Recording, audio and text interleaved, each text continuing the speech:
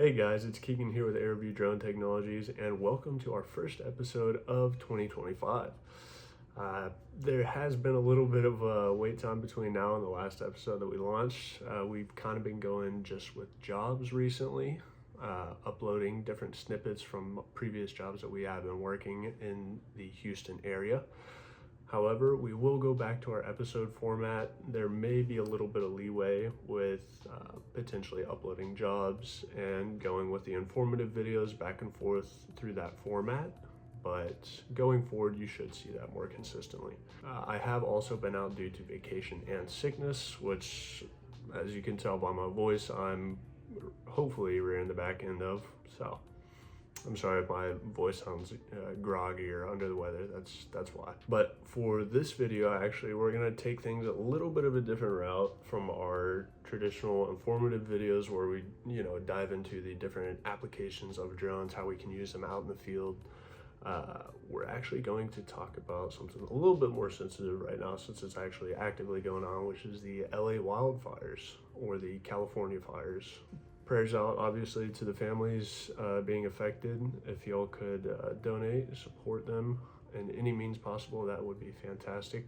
And in this video, we're going to be discussing two things that I kind of want to bring to light, which is how drones have been used for good to prevent these wildfires, and also what we should be thinking about as active drone pilots or potential drone pilots in the communities that we're in. So to start on a positive note, drones have been used and have been actively being used in fighting these fires. And not really on the front lines directly fighting it, but more on the surveillance side, locating fires, observing them from a distance, feeding back information to teams so that they can relay and allocate the resources to go out and fight those fires. This has also vastly increased the communication that fire squads have within each other, since they are now able to relay information from launching a drone quick up in the air, locating zones of fire, where they are, how big they are, and what exact GPS locations, and being able to send a crew over.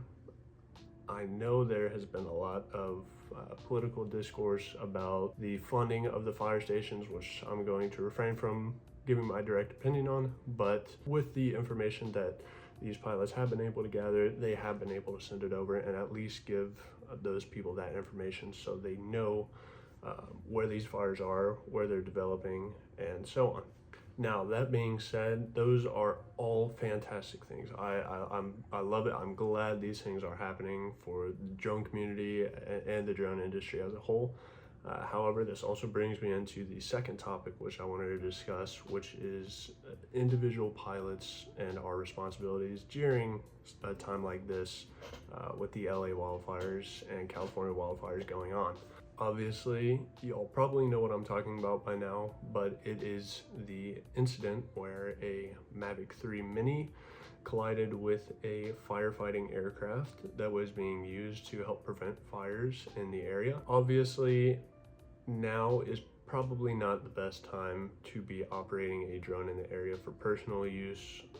I do understand if you're a writer or personal news outlet trying to gather pictures, images for a story, potential videos, but I would highly discourage anybody, at least for the next week or so, from flying their drones in potentially hazardous areas or areas where you know that firefighting crews are coming in, whether it be helicopters, planes, etc. Just steer clear of the areas. If you need Lance approval, make sure you get it. If it is really that important to you, try and keep the altitude very low, anything below 50 feet, just because, these people are trying to go in, fight these fires for us. And the main reason I'm saying this isn't, kind of a way to damper on things. Trust me, that would be my first thought is, these wildfires are going on. I would want to launch my drone up and see what's going on for myself.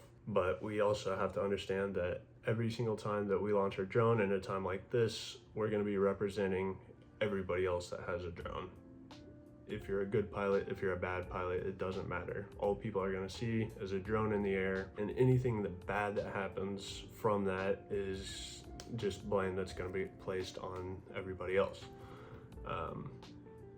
And there's already been a lot of negative news coverage on drones lately, especially with all the drone sightings in New York, etc. New York, New Jersey. So once again, make sure you're in a clear airspace. And if you are operating, please try and keep it at a minimum of 50 feet, just because there are people out there going to fight these fires in the helicopters and the airplanes, and that will present a potential risk to them. If you are in a air restricted zone, do not take off. Don't ignore those geofences, which may bring us into our topic of next week's video, which talks about how DJI lifted their geofences, but we'll get into that potentially next week. But yeah, I just wanted to get this video out there as kind of a way to say my part of how I love that, you know, fire stations are starting to utilize this technology. I love how people are wanting to go out and capture these news stories for themselves, but at the same time, we do have to understand that, you know, we are representing drone pilots as a whole. When you go out, when you make a decision like that, and when something bad happens, it's gonna end up reflecting on everybody else. So I just wanted to try and raise a little bit of awareness for any drone pilots in the area, potentially looking forward. Just, you know, keep these things in mind. And yeah, I know once again this is a different type of video from what I would usually make before, but I just felt that it was the right time to do so, since something as big as this is going on, and I felt like it was a message that needed to get out, and at least even if it's heard by one or two people, hopefully those one or two people are now a little bit more informed on just the potential risks that may be presented. Thank you all for sticking around towards the end of the video. I really appreciate it. If you could, please leave a like and comment in the comment section below. Feel free to subscribe as well. This is a weekly series that we'll be keeping up, and I will see y'all in next week's video. Thank you and have a good one.